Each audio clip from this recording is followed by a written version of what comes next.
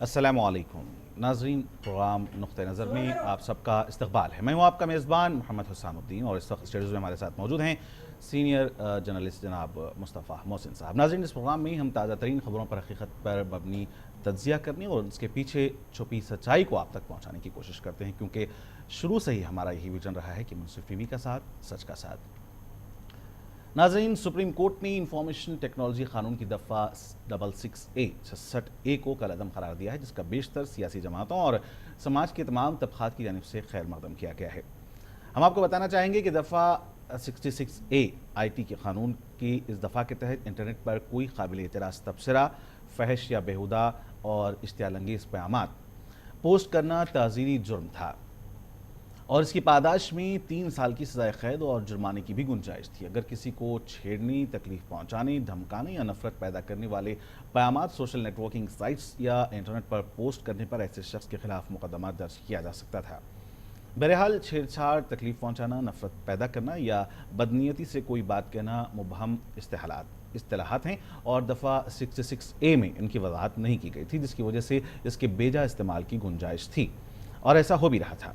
बहरहाल, अदालत ने कुछ तवाज़ुन बरकरार रखते हुए दफ़ा 69A को बरकरार रखा है, जिसके तहत हुकूमत बाज़ उसूलों की रोशनी में वेबसाइट्स को ब्लॉक कर सकती है।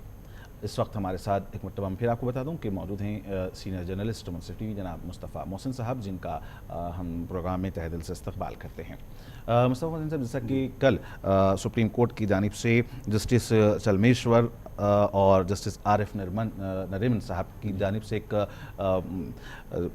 समझिए कि दफ़ा 66A को जो बर्खास्त किया गया है IT की दफ़ा को, जो कहीं ना कहीं बहरहाल हुसूल हक़ आज़ादी राय के ताल्लुक़ से समझिए कि बाज़ लोगों को उससे नुकसान पहुँच रहा था, तो इस दफ़ा को जो कलअदम करार दिया गया है, बहरहाल बहुत सारी जानिब से गोशों से इसकी खैर मकदम किया जा रहा है। आपकी क्या राय है? जी देखिए, मामला ये है कि सुप्रीम कोर्ट ने कई दरख्वास्तों पर फैसला करते हुए कई दरख्वास्तों की समाअत करने के बाद ये फ़ैसला सुनाया है जी। और ये जो दफ़ा जो अब ज़ेर बहस है, जिस पर हम बहस कर रहे हैं, इसकी वजह से इजहार आज़ादी राय की खिलाफ वर्जी हो रही थी, जिसकी ज़मानत दस्तूर की दफ़ा 19(2) में दी गई है। जी। दस्तूर की दफ़ा 19(2) के तहत मुल्क के हर शहरी को अपने इजहार की आज़ादी हासिल है जी। उसको एक्सप्रेशन फ्रीडम ऑफ एक्सप्रेशन हासिल है जी। तो दफ़ा 66A जो थी, इसकी वजह से उस दफ़ा की आज़ादी हो रही थी और अगर 66A बरकरार रहती तो फिर 19(2) को बरकरार रखना मुश्किल था। इसी के मद्देनज़र सुप्रीम कोर्ट ने इसे कलअदम कर दिया। बहरहाल, मैं आपको ये बताऊं कि ये मामला उस वक्त शुरू हुआ था जी, जब कानून की एक तालिबा श्रेया सिंघल ने 2012 में सुप्रीम कोर्ट में एक PIL यानी मफाद आमा की दरख्वास्त दाखिल की थी। जी। उस वक्त ये हुआ था कि महाराष्ट्र की 2 लड़कियों ने शिवसेना सरबराह बाल ठाकरे की मौत पर जो बंद मनाया जा रहा था, उसकी मुखालिफत की थी। एक तालिबा ने इसकी मुखालिफत की थी और दूसरी तालिबा ने इस पोस्ट को लाइक किया था फेसबुक पर। जी। इसी के साथ ही पुलिस हरकत में आ गई थी और उसने इन दोनों तालिबात को गिरफ्तार कर लिया था और इसे देखते हुए कानून की तालिबा श्रेया सिंघल ने सुप्रीम कोर्ट में एक PIL दाखिल की थी और दफ़ा 66A में तरमीमात की ख्वाहिश की थी जी। जिसके बाद सुप्रीम कोर्ट ने इस मामले को समाअत मुलतवी कर दी थी। बहरहाल, गुज़िश्ता 26 फरवरी को दोबारा इस मामले की समाअत हुई थी और उस वक्त सुप्रीम कोर्ट ने कहा था कि IT कानून की दफ़ा 66A के तहत उस वक्त तक गिरफ्तारी अमल में नहीं लाई जानी चाहिए जब तक कि IG या DCP लेवल के किसी ऑफिसर से परमिशन नहीं लिया जाता। इस मामले में किसी भी गिरफ्तारी के मामले में जब तक IG या DCP लेवल के ओहदेदार से परमिशन नहीं लिया जाता, कोई गिरफ्तारी अमल में नहीं लाई जानी चाहिए थी। लेकिन इसके बाद एक हालिया वाक़या ये पेश आया कि गुज़िश्ता 18 मार्च को UP में एक लड़के को गिरफ्तार किया गया इसी दफ़ा के तहत। इस लड़के ने, जिसकी उम्र 12 साल है और जो 2nd क्लास यानी 2nd ग्रेड का तालिब इल्म है, इसने फेसबुक पर एक पोस्ट किया था जिसमें UP के सीनियर वज़ीर आज़म खान के ख़िलाफ़ कुछ काबिल एतराज़ तबसरा था। बहरहाल, ये एक हम कह सकते हैं कि बच्चा नादान था और हो सकता है कि उसने गलती से ये पोस्ट कर दिया हो, लेकिन इतने छोटे लड़के को भी दफ़ा 66A के तहत गिरफ्तार कर लिया गया था। और उस वक्त सुप्रीम कोर्ट की जो एडवाइज़री थी, यानी DCP लेवल के या IG लेवल के किसी अहदेदार से परमिशन लिया जाए, उसको फॉलो नहीं किया गया था, जिसके खिलाफ फिर सुप्रीम कोर्ट का दरवाज़ा खटखटाया गया। तो दोबारा जब ये मामला पेश आया, ये मामला गरमाया, तो सुप्रीम कोर्ट में इस मामले की दोबारा समाअत हुई। कल इस मामले की समाअत हुई और सुप्रीम कोर्ट ने ये कहते हुए इस दफ़ा को कलअदम कर दिया, मनसूख कर दिया कि इसकी वजह से दस्तूर की दफ़ा 19(2) की खिलाफ वर्जी हो रही है, जिसमें इजहार आज़ादी यानी फ्रीडम ऑफ एक्सप्रेशन का हक दिया गया है। जी, एक बात तो ये हुई कि जैसा कि आपने कहा कि 19A की इस दफ़ा की वजह से कहीं उसको नुकसान पहुंच रहा था, लेकिन अगर बात करें तो इस दफ़ा को जो 66A को जो कलअदम कर दिया गया है, क्या अब इंतशार की कैफियत पैदा नहीं हो सकती? क्योंकि हम देख रहे हैं कि आजकल सोशल मीडिया का इस्तेमाल बहुत ज़्यादा तेज़ रफ्तारी के साथ, बर्फ़ रफ्तारी के साथ बढ़ता जा रहा है। और फिर अगर हम देखते हैं कि हिंदुस्तान के अंदर इस किस्म का मिजाज लोगों का पाया जाता है कि वो थोड़े से भी मजहबी जज्बात को अगर ठेस पहुंचाने से उनके जज्बात मुश्तइल हो जाते हैं और वो फिर लड़ने मरने मारने पर आमादा हो जाते हैं। अगर फेसबुक पर कोई फहश मवाद, किसी के रिलीजन को ठेस पहुंचाने वाला, किसी के ज़ात बरदरी या मज़हब को ठेस पहुंचाने वाला अगर पेश किया जाए, तो क्या ये क़ानून को जो कलअदम किया गया है, बहरहाल हम ये देख रहे हैं कि जिस तरीके से सज़ाएँ सख्त, जैसा कि आपने कहा कि 3 साल की उसमें सज़ा थी, सज़ाओं को अगर तखफीफ उसमें की जाती, लेकिन अगर उसको बरकरार रखा जाए तो क्या मुनासिब नहीं होता? क्योंकि ऐसा महसूस हो रहा है कि कहीं ना कहीं अगर लोगों के इश्तियार को भड़काने की कोशिश की जाए तो कहीं ना कहीं फ़िरक़े वाराना जज्बात को लोगों का ठेस पहुँच कर फसादात या फिर इस तरीके की चीज़ें हो सकती हैं। नहीं, देखिए, आपका जो कंसर्न है, जहाँ तक मैं समझ सकता हूँ, वो ये है कि अगर इस दफ़ा को कलअदम नहीं किया जाता, अगर इस दफ़ा को बरकरार रखा जाता, तो लोग फेसबुक पर काबिल एतराज़ तबसरे, फेसबुक हो या कोई भी सोशल नेटवर्किंग साइट हो, उस पर काबिल एतराज़ तबसरे ना कर सकते। लेकिन ऐसा नहीं है।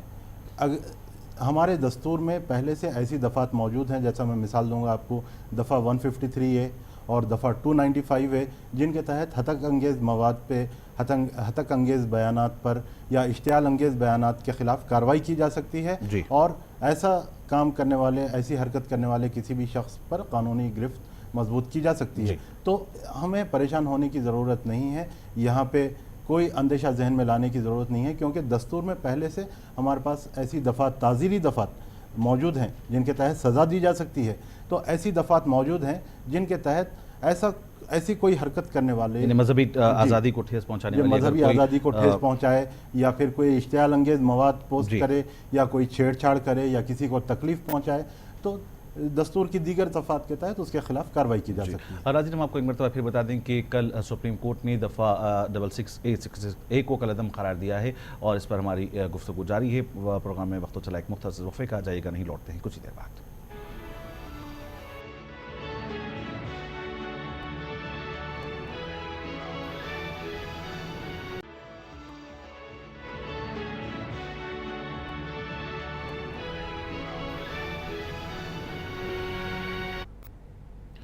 नाज़रीन, प्रोग्राम नुक़्ते नज़र में वक्फ़े के बाद दोबारा आपका इस्तक़बाल है, खैर मक़दम है। मैं हूँ आपका मेज़बान मोहम्मद हुसैनुद्दीन और इस वक्त स्टूडियोज़ में अभी हमारे साथ ज्वाइन किया है जनाब ग़ुलाम रब्बानी साहब, एडवोकेट ने, और इसके अलावा हमारे साथ मौजूद हैं जनाब मुस्तफ़ा मोहसिन साहब, सीनियर जर्नलिस्ट मुंसिफ TV। चूँकि हम आज एक क़ानूनी नुक्ते पर गुफ्तगू कर रहे हैं कि कल सुप्रीम कोर्ट की जानिब से दफ़ा 66A को कलअदम किया गया है और ये कि इंफॉर्मेशन टेक्नोलॉजी की क़ानून की दफ़ा थी, एक्ट था, और इस पर बहुत सी सियासी जमातों ने बहरहाल तायदी मौक़िफ़ इख्तियार किया है। और इसके अलावा बहुत सारे लोगों ने बहरहाल ये कहा है कि 66A का मनसूख किया जाना ज़रूरी था और इसी वजह से इस कानून को मनसूख किया गया है। तकनीकी इसकी क्या वजूहात हैं, हम जानने की कोशिश करते हैं। ग़ुलाम रब्बानी साहब से एक मरतबा आपका स्टूडियोज़ में खैर मक़दम करते हैं और जानना चाहेंगे कि 66A जो दफ़ा थी ये क्या थी और क्या किस वजूहात की बिना पर इसे मनसूख करना पड़ा?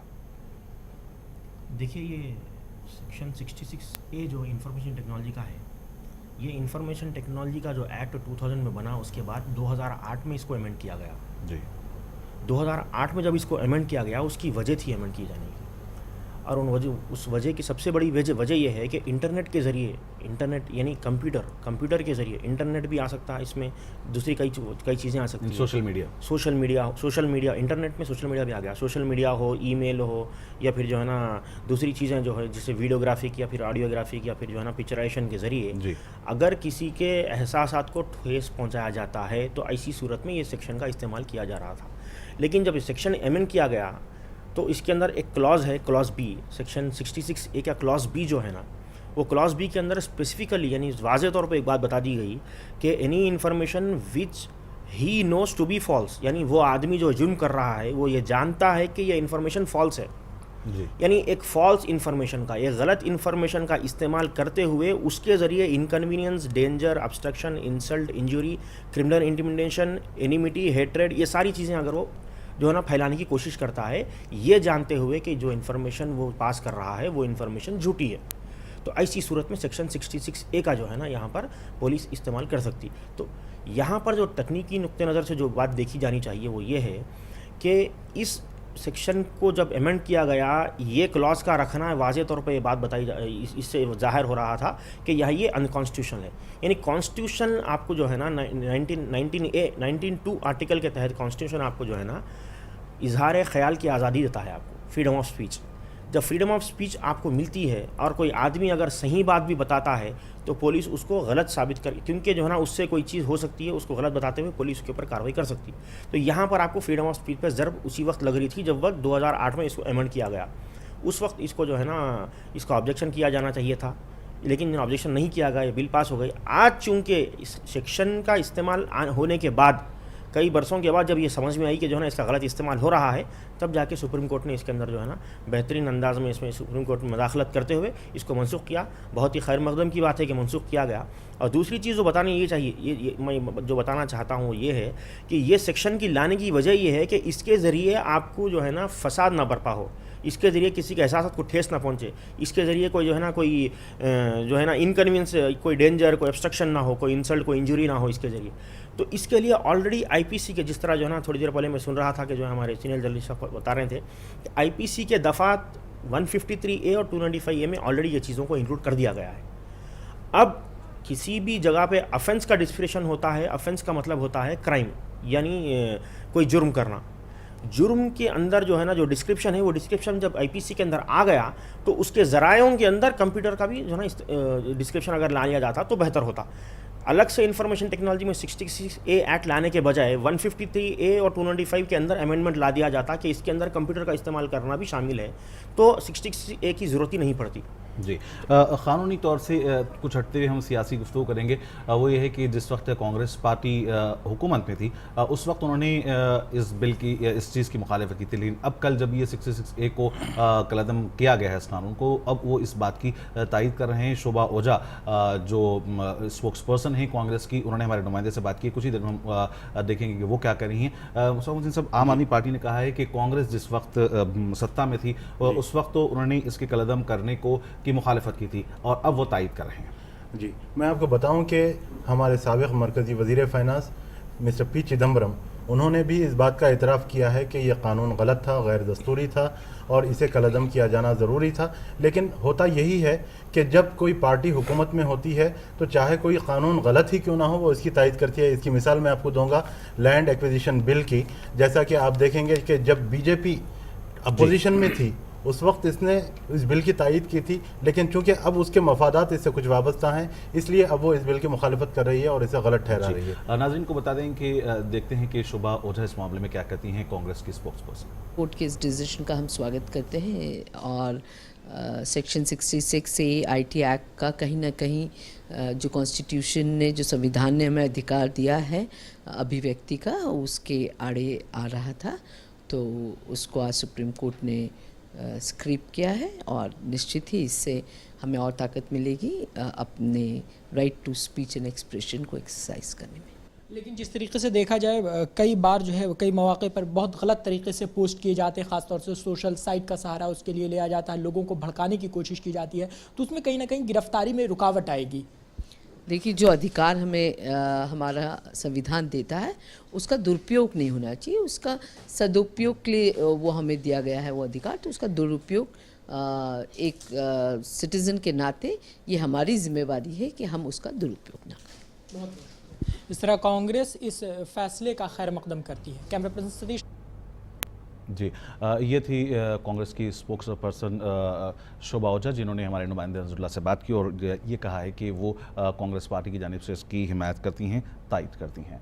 मुस्तफा साहब, कुछ आप जानना चाह रहे हैं? मैं हमारे मौजूद दोस्त से ये जानना चाहूँगा कि क्या दस्तूर की दफ़ा 295A के तहत या दफ़ा 153A के तहत शाइस्तगी की हद का तयन किया जा सकता है? क्या ये बताया जा सकता है कि कोई भी एक तबसरा, कोई भी एक बयान शाइस्तगी की हद के अंदर है या इसकी हद के बाहर है? देखिए, यहाँ पर जो है ना, आपने जो बात कही है कि हुदूद मुकर्रर किए जाने की बात कही है आपने जी।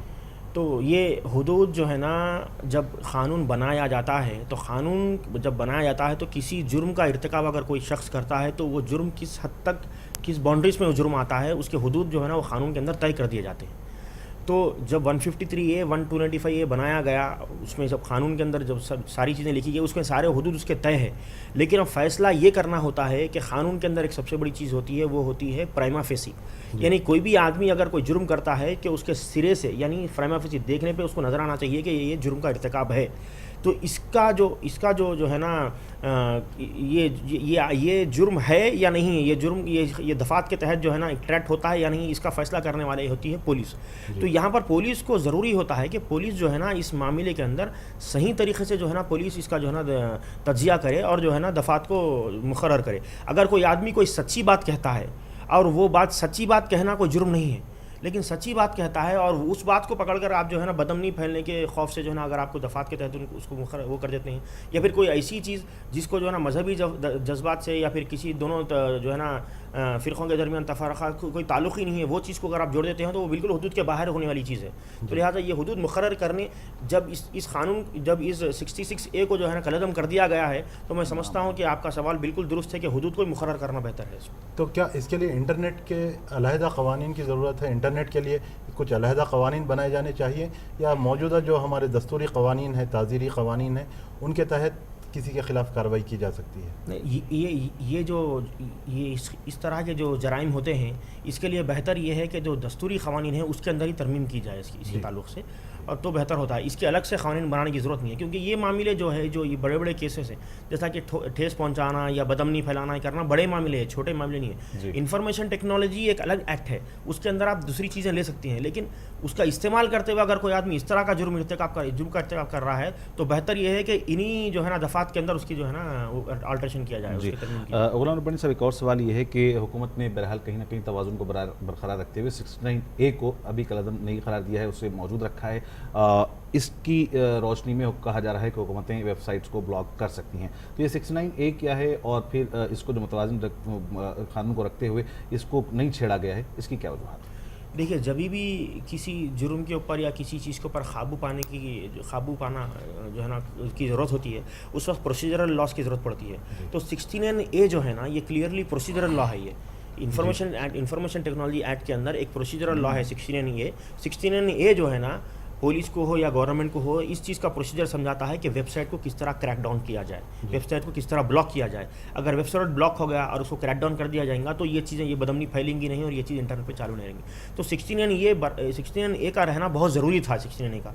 और 66A एक अलग चीज़ है और 69A एक अलग चीज़। 66A आपको सज़ा भी मुकर्रर कर रहा है, 69A एक अलग चीज़ है। 69A बदमनी फैलाने पर रोक रहा है। इंफॉर्मेशन टेक्नोलॉजी में 69A का होना बहुत ज़रूरी है। और इसी तरह 79 भी है, सेक्शन 79, इन दोनों को बरकरार रखा गया। गुलाम रब्बानी साहब, एक सवाल ये है कि 66A के तहत अगर कोई मुल्ज़िमीन या मुजरिमीन अगर फ़िलहाल अगर जेल में हैं या सज़ा काट रहे हैं, तो इस दफ़ा के कलम होने के बाद क्या वो बरी हो जाएंगे?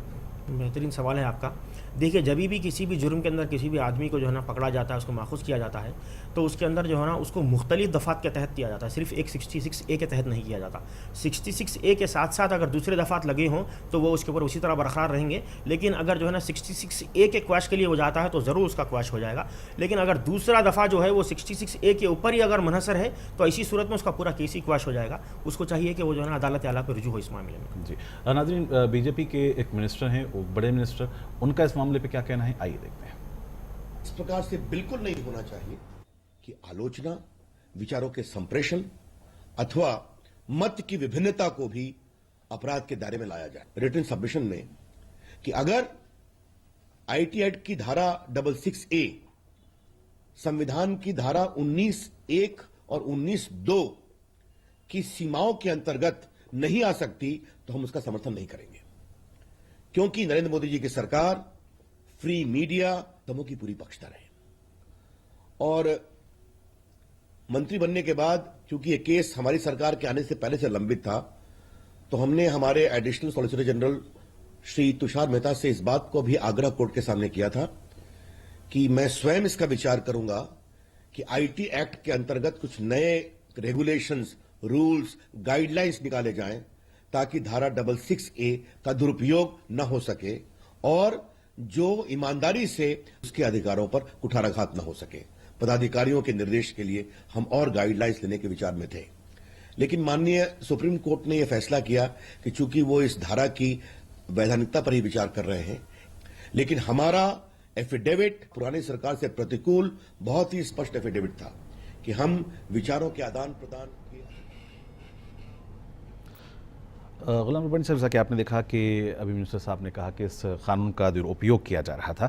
हमारा सवाल ये है कि आजकल दुनिया तकरीबन बहुत ज़्यादा इंटरनेट पर चलने लगी है और अब बहुत सारे काम इंटरनेट के ज़रिए अंजाम पा रहे हैं, तो क्या अब इसके लिए हमारे पास कोई एक क़ानून में एक अलहदा से क़ानून की ज़रूरत है जो ख़ास तौर पर इंटरनेट या फिर इस तरीके से साइबर क्राइम पर ख़ास तौर पर मरकूज़ हो? देखिए, कभी भी कोई इंटरमीडिएट लॉ की उस वक्त ज़रूरत पड़ती है कि जब जो है ना वो जो चीज़ की ज़रूरत है वो चीज़ अगर आपके दस्तूर में कवर न की जाए जी, अगर वो आपके दस्तूर में कवर नहीं हो रही है मुकम्मल तौर पर, तो ऐसी सूरत में आपको इंटरमीडिएट लॉ की ज़रूरत पड़ती है। और वो लॉ भी इस तरह बना, हमारे पास जब भी कोई लॉ बनता है उसकी लॉ की जो है ना एक ज़रूरी चीज़ जो है ना जो देखनी पड़ती है वो ये है कि वो हमारे दस्तूर आइन से न टकराए, यानी जो है हमारे जो कॉन्स्टिट्यूशन है, कॉन्स्टिट्यूशन से न टकराए, उसको मद्देनज़र रखते हुए लॉ बनाया जाता है। और लॉ की ज़रूरत उस वक्त पड़ती है जब अपने जो है ना वो जब आपको जो है ना आपके जो आईपीसी है, आईपीसी में वो चीज़ सब्जेक्ट कवर नहीं हो रहा, तो ऐसी सूरत में आपको लॉ की ज़रूरत पड़ती है जी। तो यहाँ पर 66A के ताल्लुक़ से जो है ना अभी जिस तरह जो है ना रविशंकर साहब ने बताया कि जो है हम जो है ना अगर 19(1) और 19(2) आर्टिकल की अगर इसमें मुखालिफत होती है तो ऐसी सूरत में हम इसका जो है ना समर्थन करते हैं, इस तरह उन्होंने बताया। तो अभी भी जो है ना वो पशोपेश में है कि मुखालिफत हो रही या नहीं हो रही, क्योंकि सुप्रीम कोर्ट में इसे मुदाखलत की है कि उनको बोलना ज़रूर, इसलिए उनको बोलना उनको मजबूरी है कि वो इस तरह बोल रहे हैं। लेकिन हकीकत ये है कि 66A का जो इस्तेमाल हो रहा है वो बिल्कुल 19(1) और 19(2) आर्टिकल की बिल्कुल मुखालिफत हो रही है फ्रीडम ऑफ स्पीच। जी, इसके अलावा मनीष तिवारी जो कांग्रेस के लीडर हैं, उनका इस मामले में क्या कहना है, नाज़रीन आइए देखते हैं। क्योंकि 66A धारा 19 जो संविधान की है उसके अनुकूल नहीं था और इसका दुरुपयोग किया जाता था उन लोगों को प्रताड़ित करने के लिए जो रचनात्मक आलोचना करते थे। तो इसलिए अगर उच्चतम न्यायालय इस निष्कर्ष पर पहुंचा है तो ये जी। गुलाम रब्बानी साहब, एक और सवाल हम आपसे ये करना चाहेंगे कि क्या इस दफ़ा को कलअदम करार देने की वजह से जो फहश मवाद भी आमतौर पर वेबसाइट्स पर या फिर समझिए कि लोग फेसबुक के ज़रिए और सोशल मीडिया के ज़रिए फैलाने की कोशिश करते हैं, उनको कहीं ना कहीं सहूलत नहीं हो जाएगी? नहीं, बिल्कुल नहीं, क्योंकि वही बता रहा हूँ मैं आपको कि प्रोसीजरल लॉ मौजूद है। आपको 69A आपको जो है एंटी आईटी का ये बताता है कि इस तरह के वेबसाइट्स पर क्रैकडाउन किया जाए, उनको बंद किया जाए। मवाद तो बंद हो जाएगा, क्रैकडाउन कर दिया जाएगा, बाद में इनके ऊपर जो कार्रवाई की जानी चाहिए वो कार्रवाई जो है ना आप आईपीसी के तहत अगर कार्रवाई करेंगे तो जो है ना बिल्कुल मसावी रहेगा मामला। जी, एक और बात यह है कि आमतौर पर हम देखते हैं कि सोशल मीडिया पर अगर जैसा कि पहले भी मैंने कहा है कि मजहबी जज्बात को ठेस पहुंचाने की जहाँ कोशिश की जाती है और बिल्कुल समझिए कि छोटी सी बात पर एक बड़ा कहीं हम देखते हैं कि फ़िरक़ावाराना फसाद भी पैदा हो सकता है। इससे पहले शिवसेना के जो साबिक़ सरबराह बाला साहब ठाकरे के देहांत के बाद जिस तरीके से एक लड़की ने पोस्ट किया, उसको किसी ने उस कॉमेंट को किसी ने लाइक कर दिया, तो इस तरीके की जो फ़िरक़ावाराना कशीदगी क्या मज़ीद बढ़ नहीं सकेगी, बढ़ेगी नहीं? देखिए, ये अगर फ़िरक़े वाराना अगर जो है ना ये नौइयत का अगर मामला हो रहा है तो उसको डील करने के लिए हमारे पास फ़िरक़े वाराना क़ानून है जी। उस क़ानून के तहत उसको डील किया जा सकता है। आईपीसी से हट के आपको नेशनल सिक्योरिटी एक्ट भी है इसके लिए, उसके तहत भी डील किया जा सकता है। और रही बात इंटरनेट की, इंटरनेट के इस्तेमाल पर आपको प्रॉब्लम उस वक्त ही पेश आएगा, मसला उस वक्त ही पेश आएगा कि जब वो मवाद आगे फैलेगा, जब मवाद को आप रोक दिया जाएगा, मवाद उसी जगह रोक दिया जाएगा तो मवाद आगे फैलेगा नहीं, तो आपको कोई मसला ही नहीं रहेगा आगे चल के। और रही बात कार्रवाई की, कार्रवाई तो आप तो किसी भी कानून के तहत कर सकते हैं, आईपीसी की 153A 295A के तहत भी कर सकते हैं, या फिर नेशनल सिक्योरिटी एक्ट के तहत भी कर सकते हैं, या पब्लिक न्यूसेंस क्रिएट करने के लिए किसी और कानून जो हर स्टेट का अलग अलग होता है उसके तहत कर सकते हैं। लेकिन मवाद को अगर आप रोक देंगे उसके अंदर, तो वो रोकने के लिए आपको 69A और 79 सेक्शन मौजूद है अभी भी, उसको रोक देना। और रही बात वो कि आप जिस तरह बाला साहब ठाकरे साहब के जो है ना उस वक्त की बात कर रहे हैं कि वो एक लड़की थी, वो शाहीन धड़ा कुछ नाम था लड़की का, उसने वो जो पोस्ट था उनका, वो पोस्ट उनका किसी और नौयत का था, वो पोस्ट फिरके वाराना या फसाद फैलाने का पोस्ट, उनका एक अपना इजहार ख्याल था उस मामले को लेकर।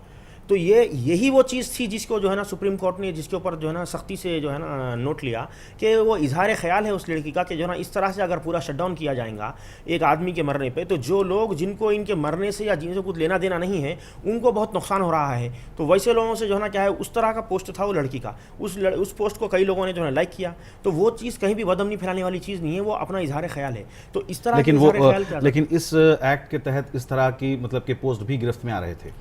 इस तरह के पोस्टों को इस एक्ट के तहत इसलिए गिरफ्त में लाया जा रहा था क्योंकि जो है ना उनके मानने वाले कुछ शरपसंद लोग इस मामले को लेकर शरपसंदगी करने की कोशिश कर रहे थे। अगर पुलिस उन शरपसंदों पर काबू पाएंगी तो इस मामले के ऊपर कोई कार्रवाई करने की जरूरत नहीं है। जी बिल्कुल सही कहा। बहुत बहुत शुक्रिया गुलाम रब्बानी साहब, अपनी तफसील से हमारे नाज़रीन को बताया कि 66A को जो कलअदम किया गया है ये बहुत ज़रूरी था, और यही वजह है कि तमाम सियासी जमातों की जानिब से वो खालिफ में हों या हुकूमत की पार्टियाँ हों, तमाम की जानिब से ही इसको इस एक्ट को जो है जो कलअदम किया गया है जस्टिस चलमेश्वर साहब और RF नरीमन साहब की जानिब से कल ये जो इस एक्ट को कलअदम करने की इंफॉर्मेशन टेक्नोलॉजी एक्ट 66A को जो कलअदम किया गया है इसको हर तरफ से सराहना की जा रही है, तारीफ की जा रही है। और जैसा कि तफसील से मुस्तफ़ा मोहसिन साहब ने बताया, आपने बताया कि जो दीगर जो अगर फ़िरक़ा परस्ती को बढ़ाने की अगर कोशिशें वेबसाइट के ज़रिए की जाती हैं या इसी तरीके से इंतशार फैलाने की या फहश मवाद को बढ़ाने की कोशिश की जाती हैं, तो हमारे पास ऑलरेडी इस तरीके के कानून में एक्ट मौजूद हैं जिस पर इन पर रोक लगाई जा सकती है, गिरफ्त की जा सकती है।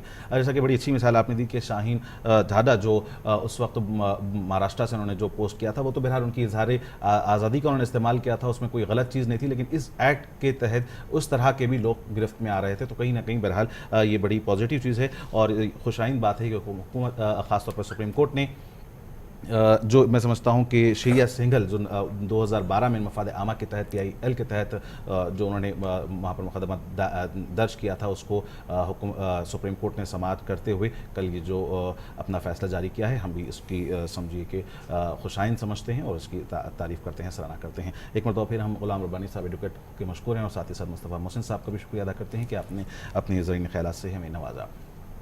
नाज़रीन, प्रोग्राम नुक़्ता नज़र का आज यहीं पर अख्ताम होता है। इंशाअल्लाह फिर आपसे मुलाकात होती रहेगी। आपके मेज़बानों हिसामुद्दीन को पूरी मुनसिफ टीम के साथ दें इजाज़त। देखते रहें मुनसिफ TV। खुदा हाफ़िज़।